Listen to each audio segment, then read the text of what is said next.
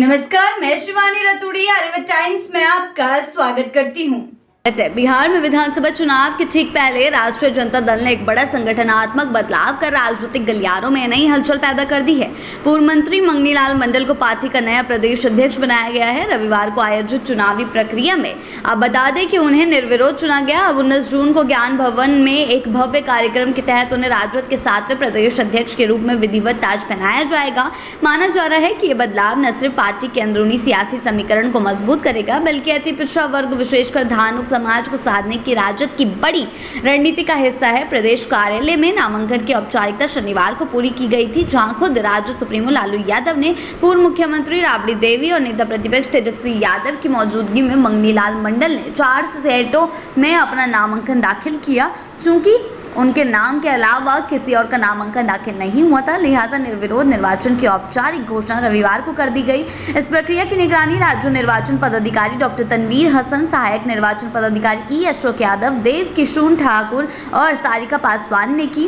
राजनीतिक विश्लेषकों की माने तो मंगनीलाल मंडल का प्रदेश अध्यक्ष बनना सिर्फ एक संगठनात्मक नियुक्ति नहीं, बल्कि ये राजद की दूरगामी रणनीति का हिस्सा है। विधानुक जाति से आते हैं, जो बिहार में अति पिछड़ा समाज के तहत एक प्रभावशाली सामाजिक समूह है। लंबे समय से इस वर्ग के भीतर एनडीए की मजबूत पकड़ रही है। ऐसे में राजद ने इस वर्ग में अपनी राजनीतिक पकड़ को फिर से मजबूत करने की दिशा में ये सामाजिक संतुलन साधने वाला कदम उठाया है। तेजस्वी यादव से पहले ही अपने बयानों में संकेत दे चुके हैं कि अगली सरकार बनने पर वंचित समाज के लिए विशेष योजनाएं लाई जाएंगी। मंगनीलाल की ताजपोशी को इसी वादे के राजनीतिक विस्तार के रूप में देखा जा रहा है।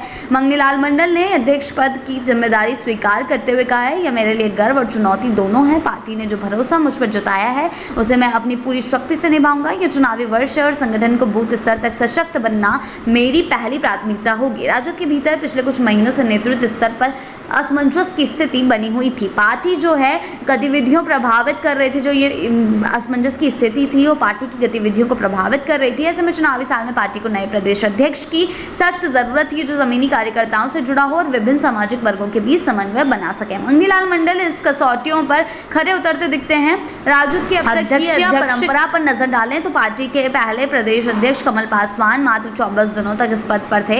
इसके बाद उदय नारायण चौधरी, पीताम्बर पासवान और कई ऐसे नेता जो हैं वो राजद के अध्यक्ष रह चुके हैं, इस पद को सुशोभित कर चुके हैं। हर अध्यक्ष के समय में पार्टी ने अलग अलग सामाजिक समूह को केंद्र में रखकर अपनी रणनीति बनाई, लेकिन मंगनीलाल मंडल की ताजपोशी की विशेष रूप से अति पिछड़ा वर्ग की नाराजगी दूर करने के प्रयास के रूप में देखा जा रहा है।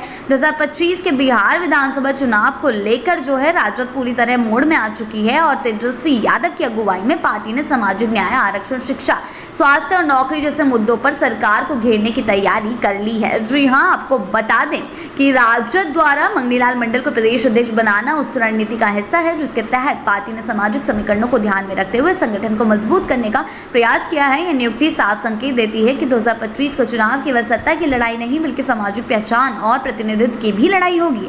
ऐसी ही अपडेट्स के लिए जुड़े रहें आर्यव्रत टाइम्स के साथ ही चैनल को सब्सक्राइब करना ना भूलें और हमारी फेसबुक और वेबसाइट के साथ भी जरूर जुड़ें।